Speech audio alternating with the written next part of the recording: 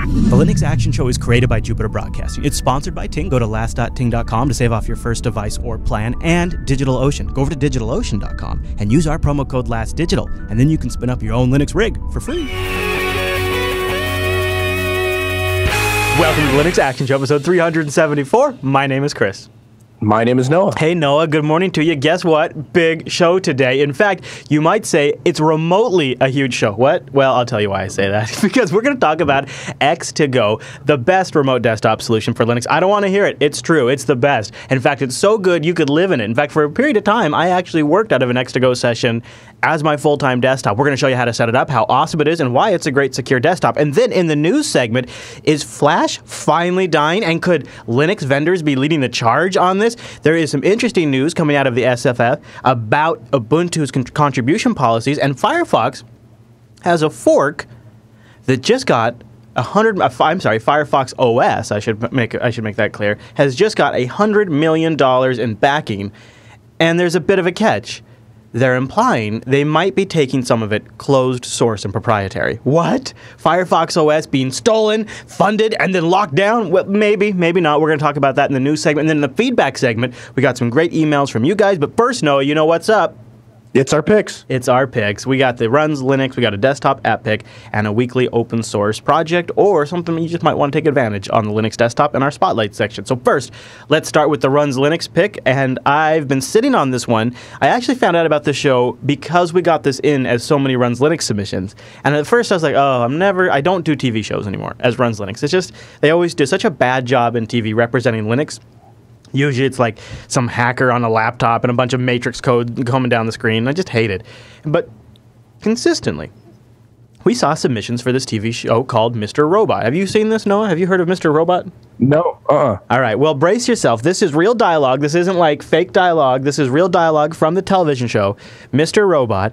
And this is the CTO of a big like Enron type giant company, huge company, and he walks up to the consultant, who's an IT security consultant who they've hired. This giant company has hired to do their IT security practicing. And so the CTO is getting a tour of these consultants' offices, and he walks up to our main character. So I see you're running GNOME. You know, I'm actually on KDE myself. I know this desktop environment is supposed to be better, but you know what they say. Old habits, they die hard. An executive running Linux with Yeah, I know what you're thinking. I'm an executive. I mean, why am I even running Linux? It's pretty cool, and you know, it's as actually one of the top comments in the subreddit said, lots of legit Linux in that show. That was Jax. There's still some details wrong. Like they call the DDoS like one of the most advanced attacks ever, and that kind of stuff. But depending on how you do your DDoS, it could be one of the most advanced attacks ever. But it's like, you know, if they start at the beginning, like they get the Trojan on the user's computer, like through a CD or a thumb drive, and they get access to the person's computer, and then they log in and compromise the system and install malware to monitor the computer. Like they go through the whole process. And this is not a spoiler, but in the most recent episode, you know, the main character uses a Raspberry Pi running Linux to cause some trouble. It's pretty wild to see it, you know, and whenever they show a shot of the desktop, it's a Linux desktop on their machine with a terminal window open.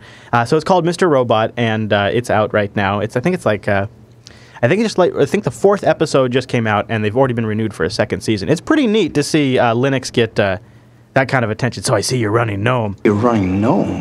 When I heard that line, I was like, what? What? He didn't pronounce it GNOME. Yeah, that was pretty wild. So that's coming a few times. That's our Runs Linux submission, and it's a pretty good show. And there's a comment thread going. There must be some podcasts about this show, right?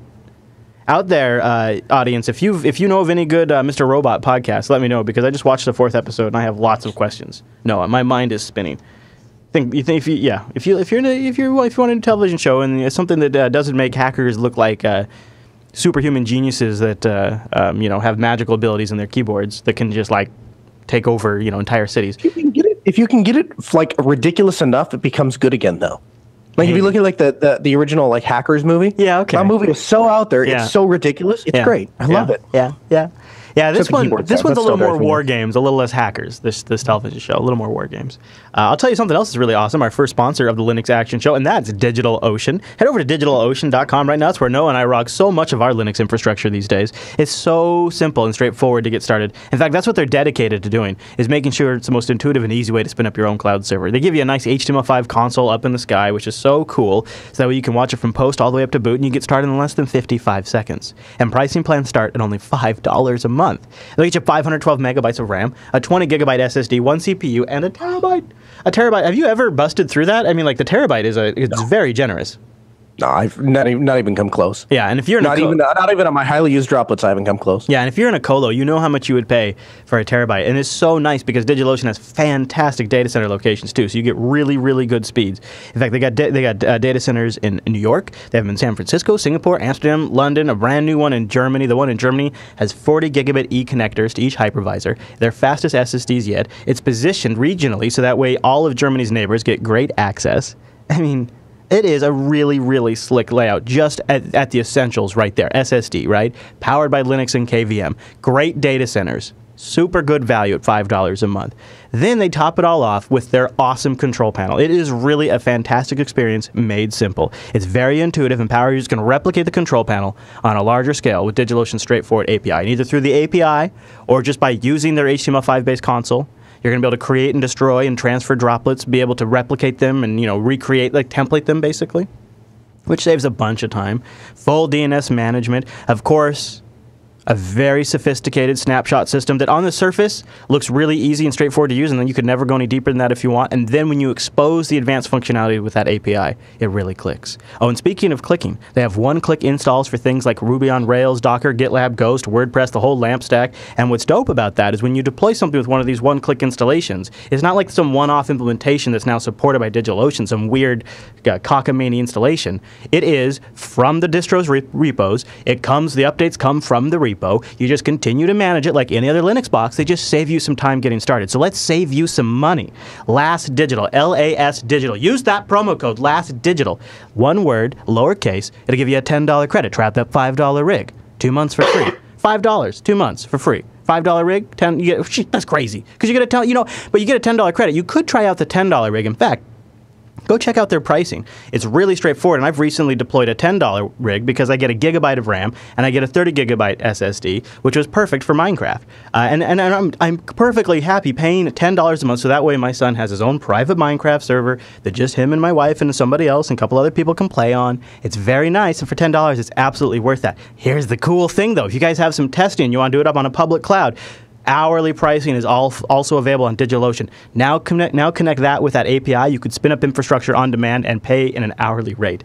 DigitalOcean.com. Use the promo code LastDigital. Try out CoreOS. Try out FreeBSD. Try out Docker. What a great opportunity just to learn for free. DigitalOcean.com. Don't forget to also pay authors for their contributions to their community section and their hiring as well. Check out their We're Hiring page. DigitalOcean.com. They got Linux admin jobs available. You never know, guys. DigitalOcean.com. Use the promo code LastDigital. And a big thank you to DigitalOcean for sponsoring the Linux Action Show. In fact, some of today's content will be pulled down off a DigitalOcean droplet just shortly, because that's how Noah and I pass files back and forth for the show, is through a DigitalOcean droplet. Okay, Noah, get ready for this next pick, because at first I was like, what? And I'm not even quite sure how you say it. Agisub? What do you think? I was gonna say hard G, Agisub. Agisub, okay. I forget which one's which. But so basically what it is a cross-platform open source utility for creating and modifying subtitles. Now, I have never done actual subtitles. I've only done like really short things. If my kids say something really cute, but I don't think it's going to be intelligible to a lot of people, I'll add text. But I've always done it inside of the video editor and just like a generic text or whatever. So what this allows you to do is it allows you to actually do like professional subtitles and add it as like a track to the MKV file, right? Right, exactly. So then you can have the entire transcript narrated, and then you can specify when those things should come in, and then also it functions fine with the if you burn it to a DVD, if people still do that, or if you have the subtitles tracks, you can turn those on and off. This is definitely one of those things that I have put into my that's definitely getting used It's just a matter of when and for what. Yeah, I don't have a hearing disability, so I want to thank Renoko, or however you say his name, Renaka. He submitted it to the subreddit, and this is what his reason why he uses it. And I thought this was kind of neat, Noah. He says, the ad pic may not be of interest to most of you, but here, let me zoom in a little bit because it's a little cut off. But since it's crucial for my work for the last 2 years, I decided to donate to the project and pitch it here in case some of you might need something at a similar point. I just quit my job working for a small TV station where I was responsible for, among many other things, translating and subtitling 2 monthly TV programs. When I started working there was nothing set up for this type of work. Until my arrival, they were outsourcing the subtitles. An additional translator was proofing and manually entering each subtitle. Anyways, when I started working here, things needed to change. So this is where he found Aegis-Sub, or Aegis-Sub, or however you say it. He was researching different solutions, and he found the type of software that helped him and his work colleagues reduce their work time considerably. Once he figured out how to make it with the software, he got the rest of the work flow all set up for everybody else. Became a new job. He trained his colleagues to work with the program, and it was smooth sailing from there on. The best thing is this software is really powerful.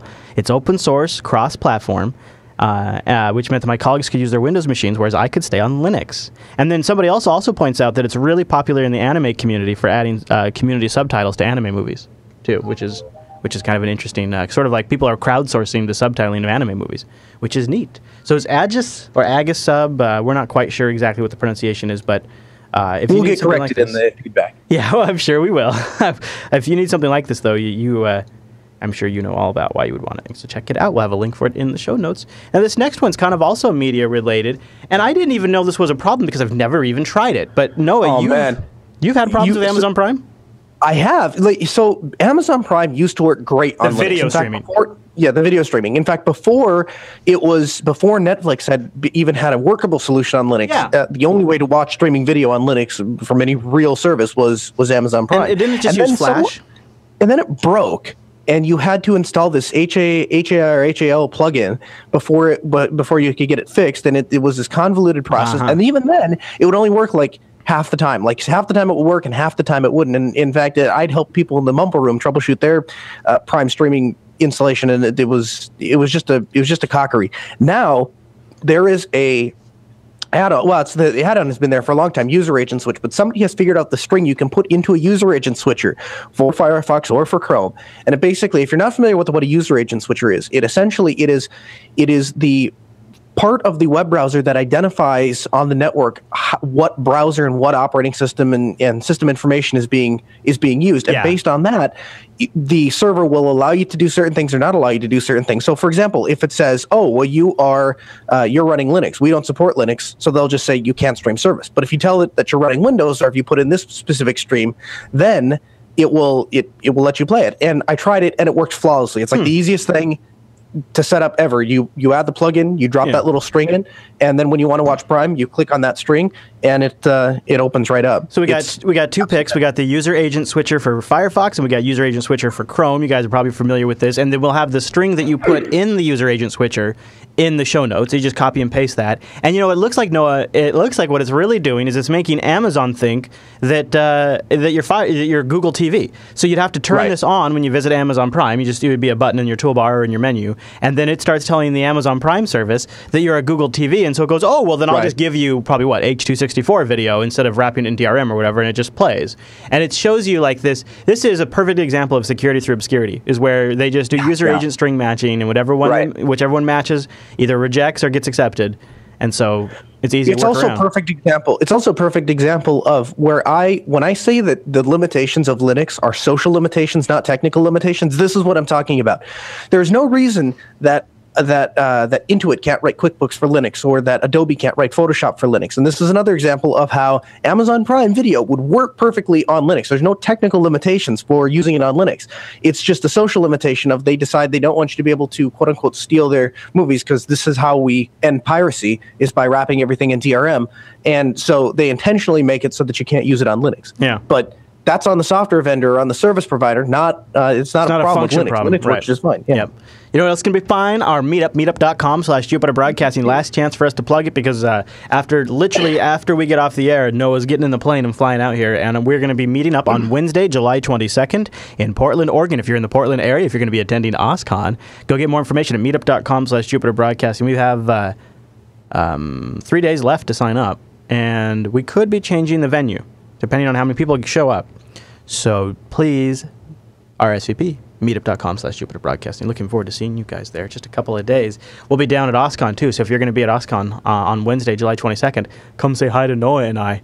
And then maybe we'll go out and have a beer afterwards. Also, you know those picks we just covered, the ones that Noah and I just talked about? You can find out all our previous picks at jupiterbroadcasting.com/lastpicks. We have a list maintained there of all of our picks, Android, desktop picks, Spotlight picks, and it's a great list to refer to if you're setting up a new computer or a new Android device. You can just go through the whole list and install some of the best stuff available for the platform. With the picks all done, let's do the news.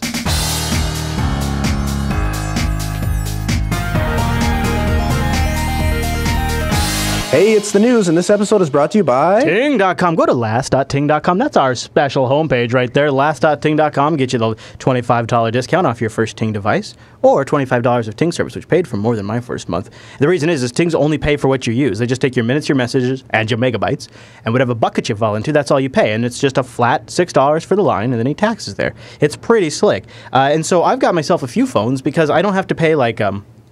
I was looking at one mobile service provider. It's $30 a month to have a new line. Pfft, that's like just one of them.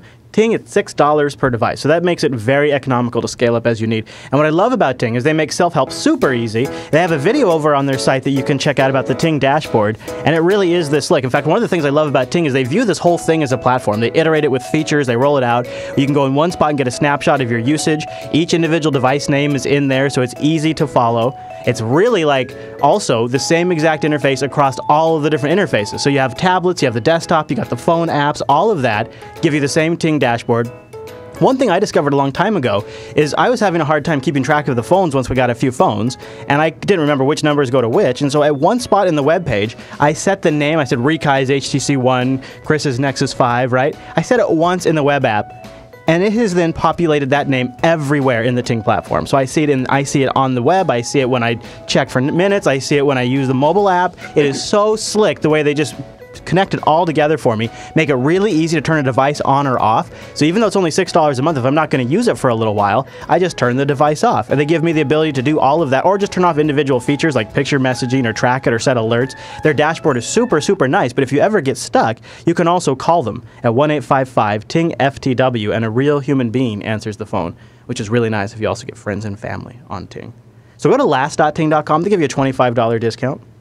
You can go peruse their device selection. Remember, these devices are unlocked too, so when you buy them, you're owning them outright. And the really nice thing is they have a lot of great price ranges. You can just get a $9 SIM card if you'd like, or like here's a $47 Kyocera, $58 LG 450. Now these are all with our discount. You go to last.ting.com. Then they go up from there. The Moto G's up on here, the Moto 6, the Samsung Galaxy S6. So many great devices. I love this Netgear Zing. It's back on the market now. If you were looking for this earlier, it's back.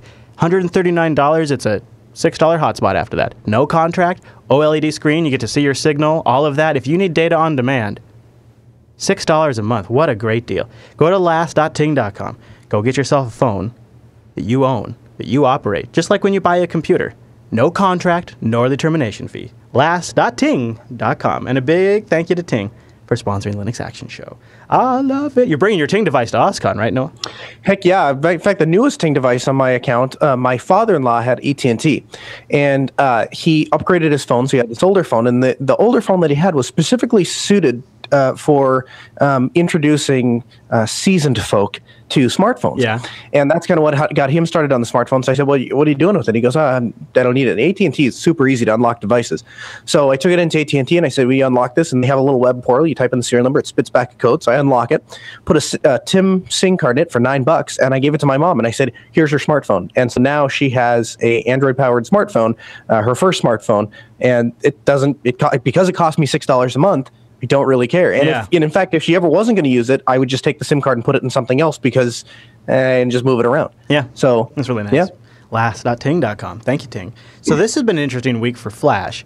A couple of zero-day exploits came out because of the hacker team compromise, and different companies like Facebook and a few others came out and said, we're going to recommend we pull away from Flash. And then some companies, like System 76, went even further. And they said they're abandoning Flash on all of their machines. They're not going to ship a machine with Flash. Noah, do you think this is going to make a difference? Yeah, I do. And the reason I think it's going to make a difference is, as a security professional, I am all for getting away from Flash, especially when you have such serious security vulnerabilities and things that people aren't even necessarily aware of that are executing code on their machine. However, that being said, I think what most people are going to notice, I think that what people like my mother are going to notice is that when she goes to certain websites, she can't play video. And even more than that, if that's not bad enough, even the ones that she wouldn't notice that she's not going to play the video, she's going to see that ugly banner at the top that says Firefox is, well, I guess that wouldn't show up if it wasn't installed to begin with. But so I think what she's going to notice is, I think what a lot of people are going to notice is just that they can't play certain videos. And you and I may be aware of workarounds where I can install a plugin inside of Firefox that will, that will bypass Flash and move it to something else. But if you're not aware of that, if you don't know how to do that, then all you know is that these computers from System 76 don't play video on Facebook. I'm not a big fan of Flash, and I'm not a fan of Adobe. I think I've made that point clear on the show before. But I don't actually think this is necessarily a good idea. I mean, I'm glad that System 76 is taking a principled stand. I do like to see that. But in my opinion, the web, and it sucks so bad, but in my opinion, the web is not ready for the removal of Flash. There's certain content creator tools that we use that are not available in anything but Flash, and those are even things that are available to us by Google on the back end of YouTube that are only available in Flash. There is no open source working alternative to live streaming video. There is some solutions based around VP8 using WebM, but right now they're not economical. You can't really use them on large production. So there's really no way to replace reliable live streaming video. Anybody who's tried to watch a live stream in RTSP or HLS knows what a clown show that is. And right now, all of the replacements for Flash are all based around H.264 that actually work. So we're just giving up one proprietary thing for another proprietary patent-encumbered thing. Yes, the Flash plugin has its own set of security issues and problems that are outside of the video codec issue. But I think so often as Linux users, we get so excited that something proprietary is going away that we just sort of leap to the next thing because, oh, it's a web standard. But you know what? If we replaced today Flash live streaming with HLS video, then what you would be getting is H.264 video that is wrapped up in tiny M3U playlists and then spit at your device constantly while your machine, like a maniac, sits there and tries to reassemble all of these playlist files and then links all these H.264 videos at the same time also is attempting to track the audio stream, which is coming on a separate stream from the video stream, also in these prescribed in these M3U files. And then VLC or your iPhone or your Android device sits there like crazy and repackages all of this together and decompresses the H.264 video. And that's your replacement for Flash if you want live streaming. It's a clown show. So it is unfortunate that I feel like at the same time we have to make this step forward. That's why Apple has blocked Flash on iOS. There's really no Android phone today that ships with current Flash, right? I don't think so. And I think it's really good that System 76 is taking a principled stand here. However, I think the better route, and I just don't know if it's ever going to happen, the better route would be that companies do their best to keep users safe, sandbox Flash, do something to protect users in the meantime, and then we put pressure on Adobe to make a public Flash ends June 15th, 2016, no more Flash. Like something that is a industry-wide line in the ground that says right here, this is the day we have to stop. Because what we have now is this piecemeal system where people are going to get a System 76 computer, and for most of them it's going to be fine, but for some of them, some basic thing isn't going to work for them that a computer that they bought from somebody else would be able to do. Well, and forget just for a minute live streaming. I have an appliance that I use every single day to do. Well, we've talked about it on the show. My Ubiquity controller. It is essentially, even it is a computer, but basically it is an appliance solution. And I am very, very hesitant to make changes to that box because it controls so much vital infrastructure. If that box were to crash or go down, I would lose control of every access point we manage until I get it back up. So I'm very hesitant to make changes. And guess what? The little statistics and insight stuff all uses Flash to render all that. Yeah. So updates are slow because I am a slave to Ubiquity until they actually publish a new update for the controller software, and then even once that's available, I have to go put that in and roll it into production and hope to God nothing breaks, because otherwise I have a huge problem. Ubiquity is just one example. Yeah, well, yeah, you're right. I'm just because I'm assuming that there are probably other routers and access points and stuff that have little web-based configurations. Ross in the chat room points out, EMC storage solutions use Flash heavily. A lot of phone management systems that have call centers to manage the call center to drag around calls between desks are all Flash-based. So yeah, so so it's I really need to leave Flash. Give me a little pop-up that says this is insecure, but then give me the little option to just say, I don't care if it's insecure, I want to use it anyway, because at the end of the day, an insecure computer where I can get my job done is better than no computer. Why can't, so Adobe is crapping out updates like mad right now because of these 0-day vulnerabilities their product is full of. It's unbelievable how many 0 days are in something like this. So why can't they, when they're crapping out one of these updates, also crap out a countdown that says, it starts warning people 6 months, Adobe Flash is retiring. And then 3 months, Adobe Flash is retiring. 1 month, Adobe Flash is going to discontinue working in 30 days. Seriously, because here's why I say this. If it doesn't come from Adobe, what we have is a bunch of hothead advocates that go out there and just decide on their own, we're going to pull Flash here, we're going to pull Flash here. And it's a piecemeal system, and it actually ends leaving us in this quagmire of half implemented here. Look at all of the half implemented, half done standards that we have out there, because we do it we take this approach, and we just sort of go at it like a hothead, and we just move forward, and we don't take a rational, reasonable approach to actually sunset something that is a detriment. It is a threat. It is a threat to the security of the technology system. Like, look at like governments that use. Here's a perfect example. Stuxnet. Stuxnet was infected by a Flash file that was embedded in a Microsoft Excel spreadsheet. A Trojan that could destroy centrifuges was delivered to an aggressive regime through a Flash file. That really happened, okay? So Flash is a dangerous technology. I am not trying to advocate the continued use of Flash. In fact, because it is so dangerous, I am trying to advocate an extremely rational and extremely regimented, controlled approach to shutting it down. Because I think at our current approach, it's going to be a disaster. Because it's never going to fully go away like this. It's always going to be bits and pieces like this. But it seems to me having a countdown or something like that, that's going to notify the user, but that does no one any good. If when even you or I, if we see a thing that says Flash is going away in 6 months, we're like, huh, that really sucks. And as a content producer, you might do something about that. But for the most part, it's not the users that need to be aware of this. It's it's the developers and the maintainers. And the reality is they, at least if they're even well educated. Let me ask you this. Why does Netflix publicly post which ISPs have the worst performance for Netflix users? It doesn't do anything to the ISPs. What does telling the user your ISP is slower than the other ISP? What does that do? That puts pressure on Netflix from the customer standpoint. I, as a content creator, if all of my consumers start coming to me and saying, "Hey, I can't watch your videos anymore. They're disabling Flash on my computer," you damn well better bet I'm going to figure out how to make that solution work. But in the meantime, there's not really an incentive there. And I can tell you this because we have watched live stream technology languish and essentially not proceed any further forward because it's good enough with Flash. And so the technology just never really moves forward. Yeah. Well, it'll be interesting to see what replaces Flash, but if it is another proprietary standard, I agree. I don't think we've actually really accomplished anything. Right. I hope what System 76 is doing here is I hope other people jump on. Imagine like if we got a few other companies, like if they could start a snowball effect here and get more and more people to get onto this, like that would really be something. And you know, System 76, if their customers really needed it, could include it with their driver package thing that you could click a button and it would probably install it. So it's not like it's not flexible, but yeah. And also this week, Firefox also had temporarily disabled Flash. Until Adobe updated it. So that, you know, everybody that was running Firefox had Flash blocked for a day. So there is definitely more momentum behind this than we've ever seen. And like I mentioned earlier, Facebook's head of security has also called for Flash to be shut down. He's actually he's actually putting more pressure on Adobe. And now the phrase "Occupy Flash" is starting to float around Twitter. And it even has a logo. What do you think of that? Occupy Flash. That's a beautiful logo. Mm-hmm. Yeah. Well, I guess if you're going to get passionate about something. This kind of got me fired up. I don't know. I don't know what to make of this. So there's this Firefox OS fork out there called H5 OS. It just got $100 million.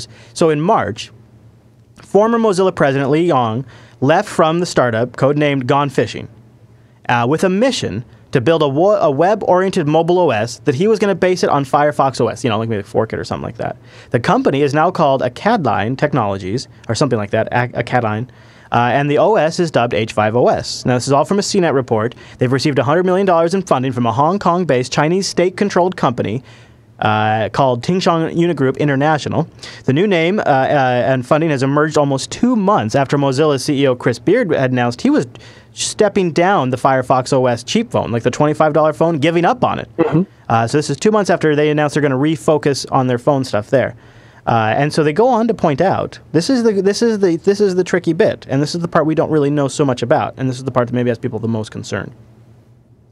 In the CNET story this week, their CEO of the Acadine Technologies, Li Gong, he said that owning an OS is extremely important if you can do it. It's very profitable if you can do it. And then later he was quoted saying, "We must move up and scale at the supersonic speed of the mobile industry, be pragmatic and flexible, and look beyond Silicon Valley for inspiration." So it appears that he's considering, some people speculate, sort of locking down this fork of Firefox OS or laying on top of it, like proprietary services on top of it. He's made comments about he's not being comfortable that Mozilla is the owner and primary driver, in his words, of the Firefox OS project. What do you think, Noah? Can we have some trouble here? No, not at all. This is the beauty of open source. If he wants to take it, I mean, there's only so much he can do to lock it down. You're right. I mean, within the realm of open source, you can only lock it down so much. But if he thinks he can do a better job and he can offer people something, go right ahead. I don't think the market for the people that are in the market for Firefox OS, especially at this stage, are going to go anywhere near that, right? Firefox OS doesn't have, there's not a huge market to begin with, because the market is so heavily dominated by Android and iOS. So they are breaking into a niche market to begin with. And the people that care enough to go out and flash their phone with a different OS, or buy one of the, go to one of the very few vendors that make a specific phone for Firefox OS, you really tell me that you think that anyone is going to install, essentially a proprietary version or a more proprietary version? I don't see it happening. I don't see it happening at all. Let's talk about the table scraps they're fighting over in the U.S. market. Oh, I'm sorry. This is the global market. IDC Global Smartphone Market Estimates through Q1 2015. Global smartphone markets. Q1, let's just go with the latest quarter, okay? We don't care about 2012, 2013. Q1 2015, 78% of the market goes to Android. Is that what it is? It's a little pixelated. It's hard for me to read. Let me see if I can zoom in on this for you. Yeah, 78% goes to Android, okay? 18.3% goes to iOS of the market, of the global smartphone market. Windows Phone, 2.7%. BlackBerry OS, 0.3%. Others, so Ubuntu Touch, Firefox OS, Sailfish OS, 0.7. In fact, it's actually gone down. It's been going down. Yeah. That's what they're fighting over. Right. So you're telling me you're going to and here's the thing, that other OS, that alone is split between things like I assume that Yala's in there, yeah. And you know what? And I've seen a lot more Yalaphone users and advocates than I have for Firefox, and Ubuntu Phone, and then whatever minuscule percentage that is, those people, I don't know. Yeah, you're right. It seems totally that the amount of people that we're worried about seems so small it's not even worth considering. But even if you care just on a principle basis alone, if one user is wrong, then they're all wronged or whatever. Even if you take that view, you still have to go with the fact that somebody has to intentionally seek out this more proprietary version of Firefox OS, because it has even less steam than Firefox, and doesn't even have the brand. Let me give you my closing thoughts on that, because I totally grok what you're saying. Like, if I'm a Firefox OS user today, I probably care about all of the free software fundamentals, and that's why I'd be buying a Firefox OS phone. However, Noah, I think if this was early days Android, you could make the same exact argument, and look what Google has done. Google has made the proprietary versions of Android where they lay in the Play API, they replace every single core application, the web browser, the camera, everything. They replace it with proprietary Google apps that require that the OEM get an agreement with Google. All of that stuff, they've systematically been replacing the open source components with proprietary components. These guys could do the same exact thing to Firefox OS and maybe even make something fairly compelling. It seems to have been a very successful strategy for the Googs. But would Android have succeeded in the way it had Google not gotten behind it and backed it? Yeah, I don't know. Probably not. So, maybe. But this, to me, this is the exact opposite, right? Because I think that the big company with the recognizable name and the branding and stuff, that is Firefox, that is Mozilla. Yeah, you're right. And then now you have some offshoot that is kind of like the second brand who's making something that not even the name supports. Yeah. I don't know. I don't see it as a concern at all. Yeah, I think, you know what, you're right. In fact, this is going to be more like a Samsung to Android than it is, because even though Samsung has a name, I still trust the Google brand over the Samsung brand. I prefer a non-gunked up phone in the most part. I mean, I kind of like some of the stuff that they have in the S6, but you get my point. Like, these OEMs get a reputation for gunking up Android. These guys, if they're not careful, will get a reputation for gunking up Firefox OS. Yeah. Interesting points, Noah. All right, well, I'd like to know what the audience thinks. linuxactionshow.reddit.com. If there's another news story you'd like to see us cover, that's the other place to submit that. linuxactionshow.reddit.com. Your votes, your comments, all of those things really matter too. It's not just the submission. I appreciate all of that. All right, Noah, that's all the news for this week. Let's go look at X2Go.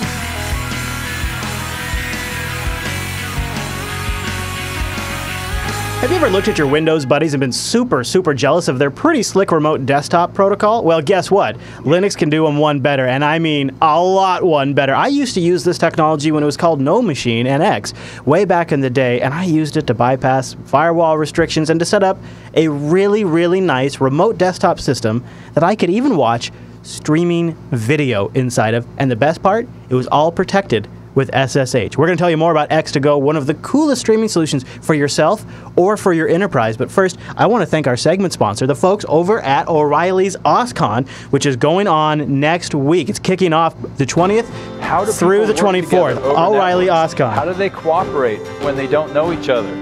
How can we actually create shared artifacts and systems that allow us to share? Think about that for a minute. You know, open source is not just a technology. It was actually a new way of human organization. So we have a special promo code Linux, to get 20% off a gold, platinum, silver, or bronze pass. OSCON is a great place. If you work with open source technology, it is a great place to get hands-on with the people that are guiding and moving that technology forward. If you want to learn more about open source technology, it's a great place to go to learn more. They have some really deep hands-on sessions this year, some new stuff that they've never done before. And then there's that Expo Hall, the place where you get to see things like the Open Hardware Alley. You get to see folks that are working on the big iron out there, like people like at GitHub, Rackspace, and independent projects. It's also a great place. We had a chat with Karen from the Free Software Conservancy. I'd be really curious to catch up with her about this Ubuntu news they have this week if she's down there. OSCON is a pretty fun event. If you use the promo code Linux, you get a 20% discount. And also, we're going to be there on the 22nd. We'd love to have you come say hi to us. We're also going to have a meetup afterwards, and it is going to be a pretty fun event in the Portland area. Check it out if you're going to be down. You can find out more at meetup.com/Jupiter Broadcasting. But the big bits to take away from OSCON, go to oscon.com, use the promo code Linux to get a 20% discount, and be down there and come say hi to us on Wednesday. Noah and I will be toting around microphones, cameras, sipping on the beer. Come get the full stack exposure, uninterrupted focus, and stay current on the technologies that are going to change very fast that impact your world. 17 years of OSCON. Promo code Linux. Go to oscon.com, and hope to see you guys there next week. I'm looking forward to it. No, I'm also looking forward to you coming out and hanging out. It's going to be a lot of fun. Yeah, it is going to be a blast. I want to try Washington beer. I keep getting promised. This time we have to actually do it. Yes. Oh, wow. I know the best place. They just tapped a new beer. It's a little bit of a drive, but we are going there. And they just tapped it yesterday while I was out of town. And perfect. I've been waiting to go. So big thanks to O'Reilly and OSCON for sponsoring the Linux Action Show segment. They make this segment possible. Use that promo code Linux to get that 20% discount when you go to OSCON. And check it out. Check it out. OSCON. See you guys there in a couple of days. So, Noah, I know there's a couple of things you wanted to note on this video for X2Go before we get started. So go ahead and take it away, sir. Yeah, basically the video is pretty self-explanatory, but it's one of those things where if you've ever done this, where you record something when you're doing something live, it's perfectly acceptable to make a couple mistakes or recorrect yourself or restart a thought. But there's no excuse to do that with pre-produced work, which this is. Yeah, right. So anytime I have a segment, if there's a mistake, I go back and redo it. Well, the problem is after like 7 or 8 times of saying the same thing, I kind of waited for my mouth to finish the thought, and then and then my brain would re-engage and I would pick it up. And I didn't notice it until, because I shot the video on like Monday or Tuesday, and I didn't notice it until last night or the night before when I was editing it. But now I've already have all the equipment packed up to take to OSCON, It's too late. so I couldn't reshoot Too anything. late. And yeah, and so I made this horrible mistake where I said the X server draws the content on your screen, and obviously that is the X client. So before everyone bothers to send me emails and telling me that how X actually works, I know, it just. It was a blub. We'll forgive. And so, yeah, all right, we forgive. All right, here we go. Other than that, the rest of the video is relevant. This week, I'm going to be giving you a demonstration of how you can set up your own X2Go instance. Now, before we can go any further of all the advantages that X2Go can offer, we first have to talk about exactly what X2Go is. To do that, we need to understand what the X environment is and how it functions as a server and a client. Most of us are familiar with the concept of a file server and a file client. A file server being something like FreeNAS that hosts a variety of files, text documents, pictures, movies, that kind of a thing. I open up my file client, which is like my laptop. I browse to my server, and I'm able to pull files off the server or put files back on. And that is that server-client relationship. When it comes to X, it's much the same way. Inside of your computer, even if it's just one computer, you have an X server and an X client. The X server is what draws all of the stuff onto your desktop, but what makes your laptop or desktop have a graphical interface. Then you have the X client, and the X client, even though they're all in one machine, connects to the X server, both of them running again on the same machine, and displays that. It happens so seamlessly that you probably may not even know it exists. One of the things that you can do with something like X11 forwarding is you can separate that back out. You can put the server on one machine and you can have the client on another machine, and then they can connect and interact across the network rather than running on the same machine. X2Go leverages that advantage of X and allows you to host a desktop environment on the cloud or on a server. In this case, we're going to be using DigitalOcean because DigitalOcean's world-class bandwidth and their ease of use inside of their easy-to-use dashboard is going to make it really easy for us to do this demonstration.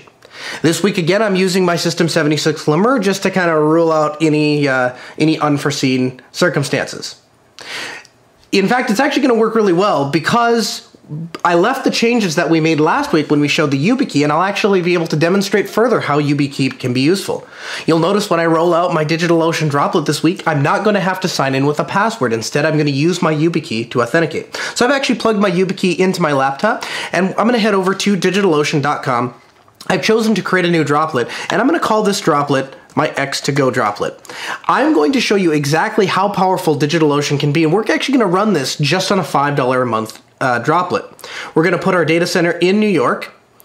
We're going to be using Ubuntu 14.04 64-bit, and here I'm going to use my lanyard SSH key. I click Create Droplet. That's really all I have to do. Okay, our droplet has spun up, so let's go ahead and see if we can SSH into it. We'll copy the IP address, open a terminal, SSH, root, at, and then the IP address. Now I'm going to accept the authenticity of the key, and you're going to notice it's not going to prompt me for a root password. Instead, it's going to prompt me for the PIN of my YubiKey, and that is, of course, because I have added my YubiKey to the DigitalOcean dashboard. So I'm going to punch in my PIN, and now we're SSH'd into the server. So let's go ahead and get started. The first thing we're going to do is update the repo list.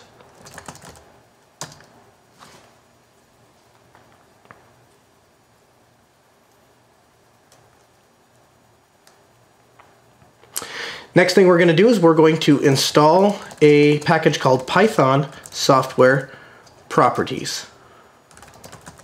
And I'm going to append a tag Y again so I don't get asked questions. Now we're going to add the X2Go repository. So we're going to go add apt repo.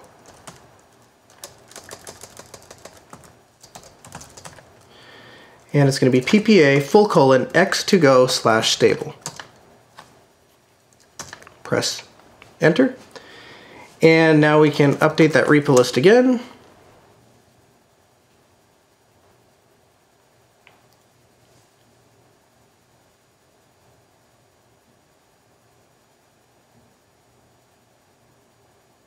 And now we can go ahead and install the X2Go server. So apt get install X2Go server and X2Go server tac x session.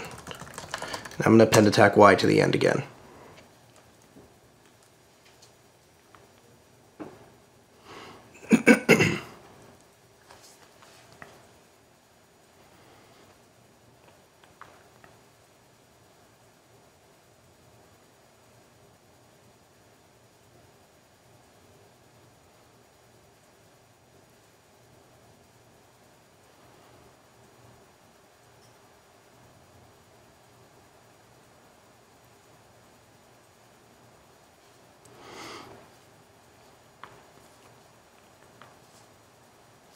Installing packages is not amazing radio, but you get the idea. We could be doing like golf commentary. And now, the font cache is reloading. It's setting up the X server. All right, we just completed setting up our X2Go server component. Now, X2Go is done. It's installed. It's ready to go. But we don't have a desktop to actually connect into. If you were doing this on your home desktop or your home laptop, you'd be done. Because we're doing this on a DigitalOcean droplet, and DigitalOcean didn't really anticipate any way that I would be able to plug a keyboard, mouse, and a monitor into their virtual computer and get a virtual desktop, that just really wasn't in their thought process. The image doesn't include the necessary components that we need for a desktop environment. When I do this, I like to use Ubuntu Mate. And I like to use Ubuntu Mate because I find that it has the lowest resources, save maybe LXDE. It's maybe a little heavier than LXDE, but I think it's way more usable. So I'm a big fan of Ubuntu Mate, and I think that this $5 a month droplet is going to show you exactly how far you can push Ubuntu Mate. We're going to run it on very limited resources, but I think you're going to find we have a very usable desktop environment. So let's go back to our terminal, and we're going to add the repository for Ubuntu Mate. So that's apt add repository ppa ubuntu tac mate tac dev /ppa. Press enter to add it. We're going to add another one, and that's apt add repository ppa ubuntu tac mate tac dev /trusty tac mate. We'll update those.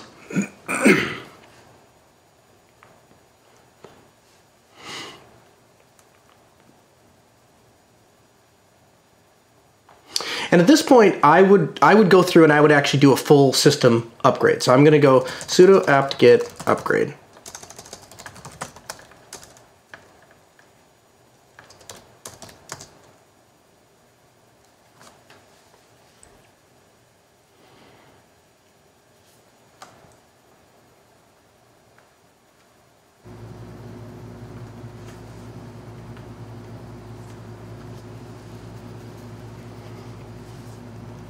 The packages are unpacking. Grub is being set up. Now processing triggers. Creating udev rules. We could just have some guy sit here and do this. I actually kind of like it. This would be my new gig. If this podcasting thing doesn't work out, I'm going to do commentary of package installs. Updating init ramfs and generating /boot /initrid.mg. It's kernel 3.13.0-52 generic. All right, now we're going to go and install all of the required components for Ubuntu Mate. So that's apt-get install tac no tac install tac recommends Ubuntu tac mate tac core and Ubuntu tac mate tac desktop. And again, a tac y at the end of that.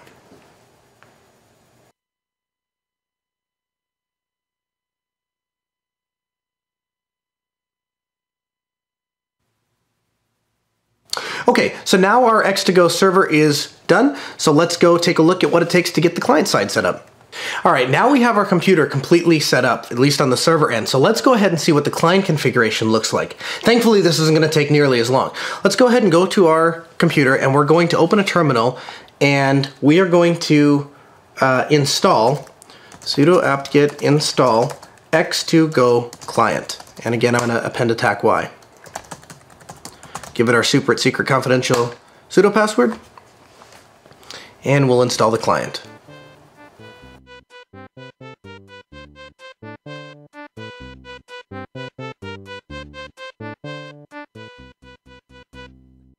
All right, there's one last thing we have to do before we can actually use our client, and that is we have to create ourselves a user. So we're going to create a user called Kernel Linux. We're going to assign him a password.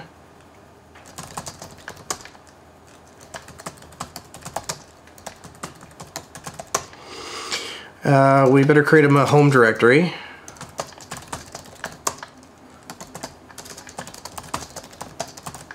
And he better own his own home directory. Alright, let's see if we can use the X2Go client. So we're going to open the X2Go client and put in our IP address, the user we just created, and we'll choose the Mate desktop.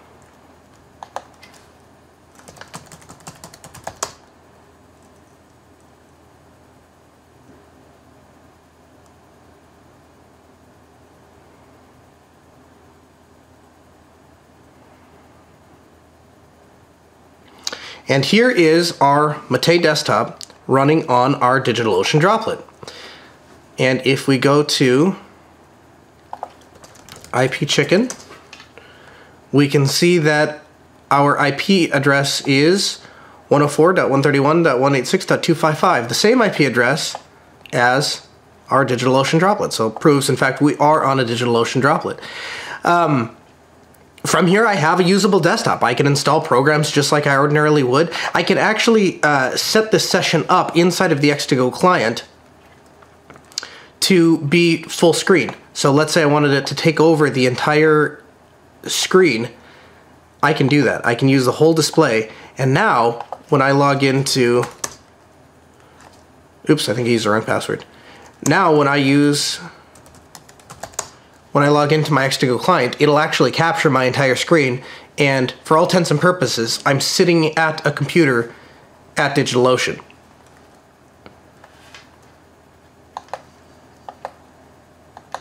To get out of the, and you can see it's actually pretty responsive.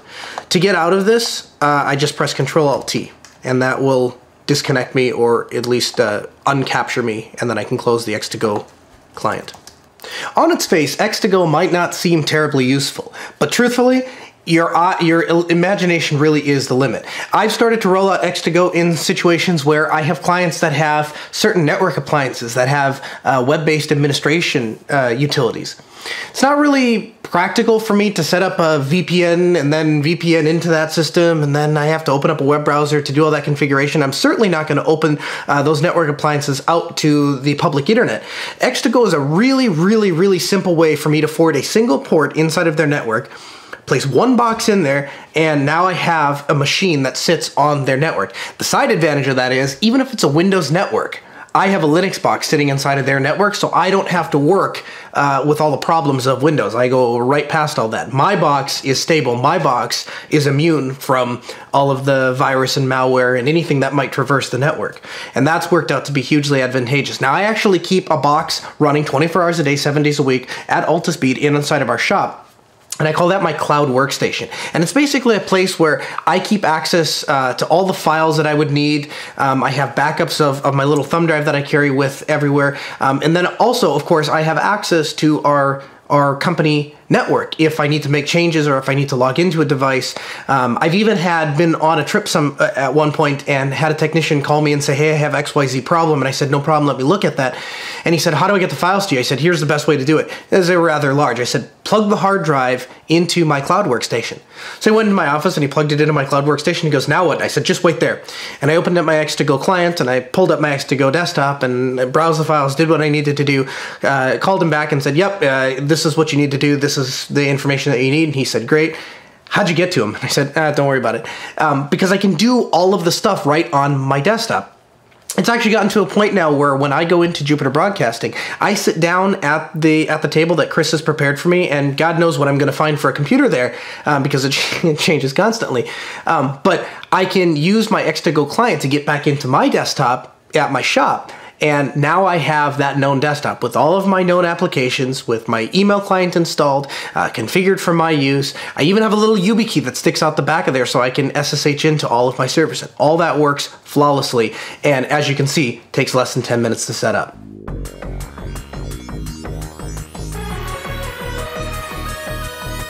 And that brings us to the end of this week's broadcast. But Noah, before we get the crap out of here, we do have some emails to read. And the first one comes in from One Man Show on Linux distro choices. He says, love the show. I've been a steady watcher for about a year now, and about part-time for 2 years. Well, how about that? Interesting tidbit. I thought it might be nice to add how I digest your content. Actually, that is interesting. I currently watch the shows via an app installed on my Roku device and love it. There you go. If you don't have it on the Roku, you should. It is actually really great. I have several small one-word answer questions, and then one question for discussion. I'm a small one-man computer shop in a small town, and I'm consistently looking for avenues in which I can deploy Linux solutions for both myself and my customers. He says, not much for the command line, so here's the quick answer ones. Have you ever guys used Xentol for any of your server solutions? Noah? No. For me. For you? Yeah. Yes? Either. No? Both of us. Okay. Number 2, more videos and info on what it takes to make your show happen. Oh. Well, that's a possibility. Those take a lot of planning, but that is a possibility. We could do some more behind-the-scenes stuff soon. We probably, you know what we should do, Noah? Well, maybe in August when we're together doing LinuxCon, we should do like another walkthrough of the crates and like how that all sets up and how that all works, because that's pretty cool. Because you did the intro tease video and talked about it, but we've never actually like really broken it all down in like a video where it actually plugs into Linux and how Linux then takes and gets the equipment onto the internet and stuff like that. Linux might be a good time to do that because there'll be 2 of us there, so one person can set up and the other person can film. Yeah, exactly. So maybe we'll do that around LinuxCon time. That might be coming up. All right, and then his third question. DigitalOcean, as per your guys' recommendation, I've tried to play with it a bit, but command line weak. I was wondering if tools like FreeNAS or Xenotol, which is, we've talked about it before, and like he just mentioned above, have remote browser GUIs which work on hosted services such as DigitalOcean. If not, is there anywhere you could point me that is a GUI-oriented that would be amazing? Thanks. Potential DigitalOcean things could be used for Minecraft with plugins, web hosting, TeamSpeak server, cloud data syncing, IRC channels, and Mumble. You know, you can do this. I actually, friend of the show, Wimpy, has talked about, I think, I don't think he was using FreeNAS. I think he was using, it might have been OpenFiler. But he was using one of the Linux-based NAS solutions on DigitalOcean. I think there is actually a tutorial on how to convert like a Debian install into that. I don't think this is a good way to go. You're never going to be happy with a GUI that manages a TeamSpeak, cloud data syncing, IRC channels, Mumble, and Minecraft. That's called a fantasy. And those things suck really bad. We've tried them for many years, and they are awful. They are always the source of vulnerabilities. They always break configurations. They will always have to be worked around, and when you work around it, then you can no longer properly use it, and they are a nightmare. It seems intimidating to learn the command line. You are smart enough to do it. Trust me, if I can do it, you can do it. You are smart enough to do it. And once you learn it that way... That's how I feel about it. Yeah. And once, I'm like, I don't feel that smart, so if I can figure this stuff out... Yeah, you just get over it. It's not that bad. Just think of it as another interface, and think of it as a simpler interface. It's not more complicated, it's simpler. And once you start thinking of it in that terms, it's not so scary. And if you learn how these config files work, if you learn their syntax, it's like learning a fundamental skill that carries with you. Doesn't matter what service provider you put it on, doesn't matter, like as they begin to progress the software and how it works, you'll keep with it. When you use that GUI to manage it, you are completely detached from that lower level, and it leaves you essentially handicapped in the future if you lose that tool. It leaves you disadvantaged. It's like those worlds in Star Trek. I don't know if you're a Star Trek fan, one-man show, but you remember like there's that one in Star Trek: The Next Generation where they kidnap all the children, and like they discover that like the computer runs the world, or like there's the one in Star Trek: The Next Generation where Kirk discovers that the computer runs the entire world and nobody knows how it works, or that one where they kidnap Spock's brain and the computer runs the entire civilization and they're in an asteroid, or that one where there's that ancient civilization that lives on a planet that talks to this god rock. It turns out to be a computer and none of them know how it works because nobody knows how the technology works. Or that one episode of Star Trek. Oh wait, you get the theme, right? See, when people don't learn how their tools work, then they don't actually understand truly how to use them, and it's not really a good long-term strategy for you. That's what these management GUIs kind of do, is they just get too much in the way. They seem like a good idea when you're intimidated, but really what you need to be addressing is what is intimidating you, not avoiding the intimidation. And I know it seems way easier, but man, trust me, I have tried a lot of them, and it's just not the best way to go. And start small. Minecraft is super, super easy to run on the command line. Like, install Java, go run the jar file. That's all you really got to do. It's really easy to start there. Something else you might want to try, like a TeamSpeak server. That's also pretty easy because there's a lot of how-tos on that. So start there. Start with something where there's a lot of resources. Don't go in the deep end. Start with something simple. build up a little confidence, avoid the web I'd start GUI. with SSH. I'd start with SSH because you will learn the basic. First of all, SSH works without changing anything, so you can just install SSH, which is a single command to install the SSH daemon, and then from there, there's a config file, and you can learn how to change a config file and how those changes affect real time. So, for example, you'll learn very quickly that once you change something in the SSH config file, you have to restart the SSH daemon for that config file to be reloaded and those changes to take effect, and you can master the basic skill that scales all the way up to huge deployments. I would start with SSH. That's a really great way to learn the concept. Great point. Yeah. And lots of guides out there. You want to take Ben's email? I do. So Ben writes in, he goes, was listening to last episode 373 and felt the need to comment on a concern that Chris had about X2Go. Until relatively recently, the only reason that I was still using Windows VM in my environment was strictly for remote desktop access to my network. I would forward X over an SSH session and then our desktop into it. This was due to a couple of reasons, but the biggest was that VNC and straight X forwarding was poor performance experience. I agree. I decided to look around for a better solution, came across X2Go, and decided to give it a go. I no longer have a Windows 7 VM for remote desktop purposes in my environment. X2Go does everything I need and does it with pretty great performance. I can watch a YouTube video with X2Go window smoothly. The desktop performs great, and best of all, sessions are kept and can be picked up later. Chris, if you have a need for a remote desktop, I highly suggest giving it a go. If you have an SSH server set up already, and that server has a desktop manager installed on it, you already have most of what you need. Just add the X2Go software, the client, the server, and you are done. I thought that was particularly relevant this week because we have shown exactly how to do just that, and I feel like a lot of people fall into that same thing. I thought the same thing. I thought I have used X2Go forwarding, and this is not, it's not that usable. I mean, it's all right, but it's not great. And so I'm not going to waste my time setting up X2Go. X2Go makes is all the difference. It is as responsive, if not more responsive than RDP. Mm-hmm. Yeah, I mean, I was shocked. I mentioned at the top of the last segment when I used the earlier iterations of the technology before it's gone through all the changes it has now, and it's continued to be awesome, is I could actually watch YouTube videos in a remote desktop session. Yeah. Blowing my mind. And that was a long time ago. It's very cool. So great. Did it do sound? Huh? Yeah, did it do sound? I think it did sound, but I actually don't specifically remember if it did sound. Yeah. That was the one thing that blew me away, was it actually forwards all of the Pulse stuff and also stuff over as well. This would have been probably before Pulse. I think this was like GNOME 2 era. I mean, this is a long time ago, but I can't quite remember. All right, Eduardo writes in with our last email of the day.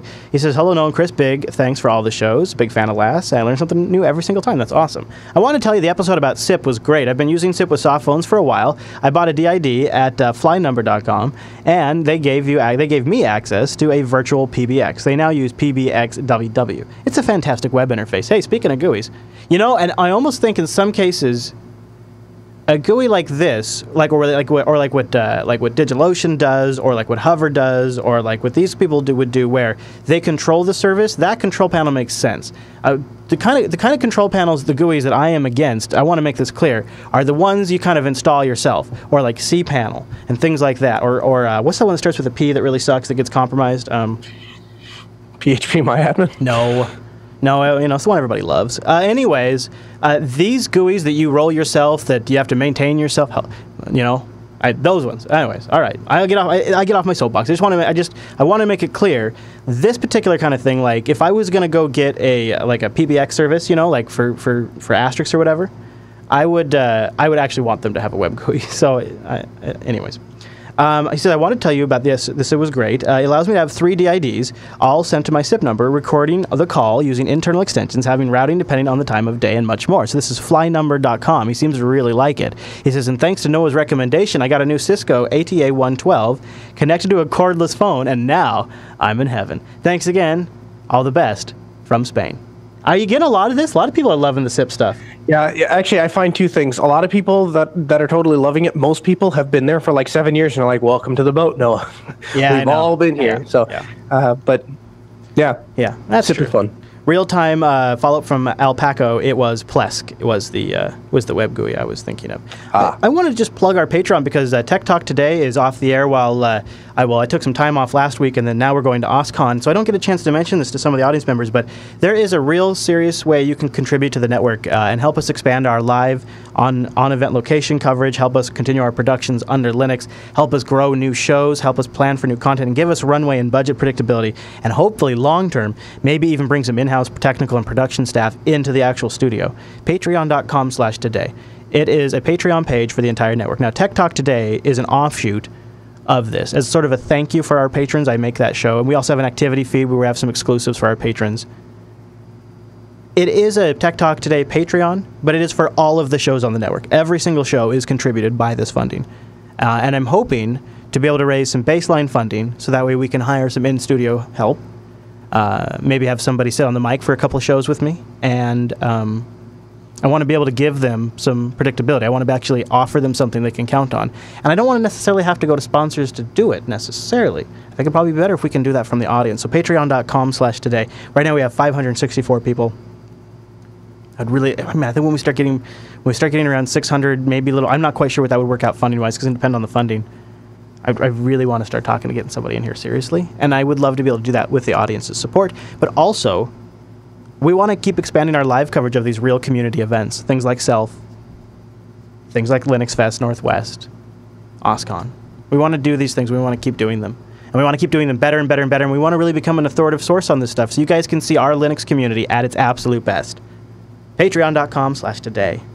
Thank you, everybody. I really do appreciate it. Noah, if people want to find you throughout the week, you have anywhere you want to send them? Except for, well, this week you're going to be at OSCON, but...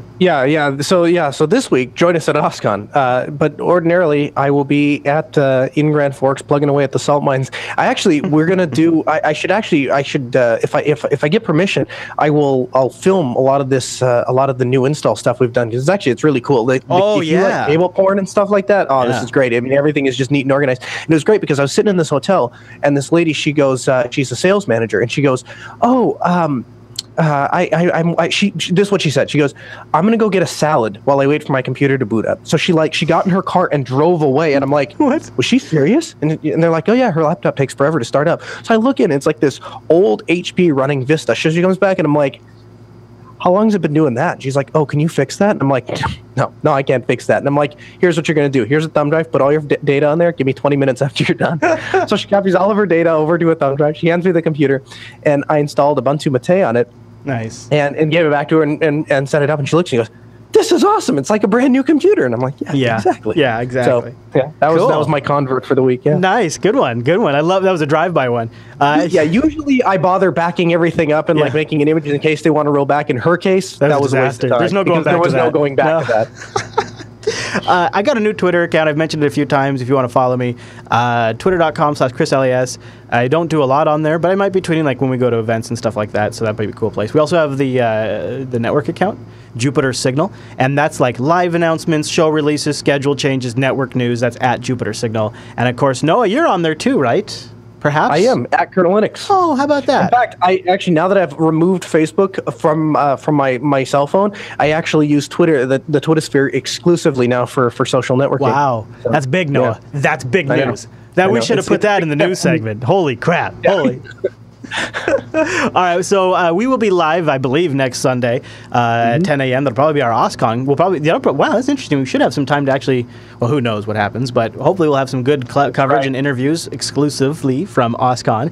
And we'll be live at jblive.tv Sunday at 10 a.m. Pacific. Go to jupiterbroadcasting.com/calendar, and then we have robots there that are written in JavaScript. Yeah, you've heard about like people write like different things in JavaScript. I'm sure that's fancy. Robots, people, entire robots written in JavaScript. That's over at jupiterbroadcasting.com/calendar. Don't believe me? Go look and tell me that calendar doesn't automatically update to your own time zone.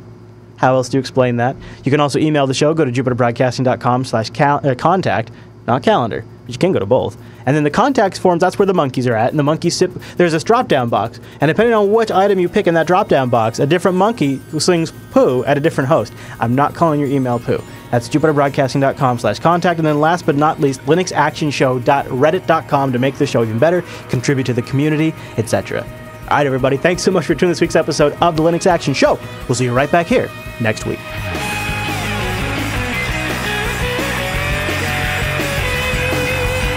Coming up on this week's episode of the Linux Action Show, it's the best remote desktop solution. In fact, it's so damn good, you could probably make it your full-time desktop. We're going to show you how to use X2Go on the big show today. And then in the news segment, is it finally time for Flash to die? And are Linux PC manufacturers leading the charge? We'll cover that. And we have some great news for those of you who have been concerned about Canonical's contribution policies.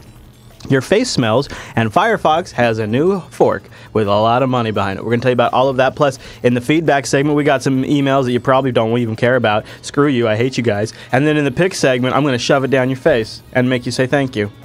Mm-hmm. So here you go. It's pretty good tease. And that is great. And don't forget, may I have another?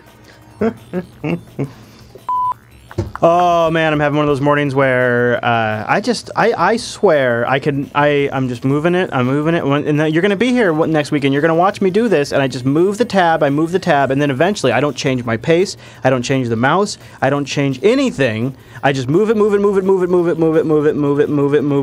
a sudden new window, whoa, new window, where'd that come from? I didn't want a new window, I was moving, whoa, like why does it do that? Why does it do that? I don't understand. And I only have to do it 1, 2, 3, 4, 5, 6, 7, 8 times for this segment, so it just starts to bug me after a while. Yeah, of course. Only 8 times. You should use Firefox. Yeah. That won't get me grumpy. That will solve my problem. Yep. That'll make it all better. Mm-hmm. Maybe it is a GNOME thing, guys. Maybe it is. I don't know. I just think it's a Chrome thing. I think it's a Chrome thing. Moving, boom! I just like, and it's like, and it's the worst thing about it too. I know this is such a first world problem, but the worst thing about it, dude, is like when I'm in the last 2 or 3 tabs, and I only have like 1 or 2 more tabs to go. I'm like, oh my god, I'm gonna do it this time. I'm gonna, boom! And I'm just like, no! I'm like, oh my god, it's doing it! Boom! No! I was 1 tab away. This time I was 1 tab away. Sometimes I'm like 4 tabs away, and that doesn't seem like such a loss. But when I get all the way to 1 tab, I've moved it all the way over, and I only have 1 more. How about not having 10,000 tabs open? Have you ever considered that option? Well, I guess I could. If I did an audio show, maybe I wouldn't need 10,000 tabs. But since I have to show shit all the time. Yeah, but I feel like there's only X amount of links in the show doc. Even that doesn't equate to No, I said it was 8. I said it was 8. 8. Yeah. There's not. Are there 8 for the news? Yeah. 1. There's actually 2. 1. See, okay, so hold on. I'll tell you how many there's because I have them open right now. How about that, smart guy? 1, 2, 3, 4, 5, 6, 7, 8, 9, 10. Because you also have the doc and the Markdown preview tab. Yeah. Okay. Fair enough. Yeah. You see? Yeah. Very clever, Chris. It's funny. It's the weird things that eat away at you over time that you wouldn't expect. Yeah. You wouldn't expect them to be dragging tabs. I'll tell you why it eats away with you, because it's a problem you shouldn't be having. Like, I'm perfectly fine with complex problems that, when there's huge, large moving parts, it's not such a big deal. But when it's something very simple, like I just want to move this tab to another portion of the browser, and it's something like it should be something I do for every show, for every segment, so I do it a lot. I got garlic in my mouth in the morning. It's just super distracting. I'm sorry. And it's really warm in here already, so I got a mouthful of garlic. It's hot in here. Firefox is crashing on that OBS computer for God knows what reason. I didn't even know Firefox was running in the background. But apparently, Firefox has been running on that computer since you were here last. And now, even though... Oh, yeah, I was here last. It has nothing to do with the fact that you were using it to do Hangouts last week. Or the the OBS computer. Oh. No, I didn't even touch that after it said that. I'm just saying somebody started Firefox on it, and you were the last person to use it. I'm just saying. Okay. I like that you're defending yourself. I did not start Firefox. I did not do that. Like, okay, no, okay, all right. It was just Firefox, dude. If it was working fine, I wouldn't defend it. I'd be like, yeah, I was the one that started that up. Of course. What if the story went, well, thank God Firefox was running. Because Firefox was running, it picked up a secondary copy of the stream, and we had a backup. I mean, thank God Firefox was started. Yeah, and I would take credit for it. I'd be like, I was the one that did that.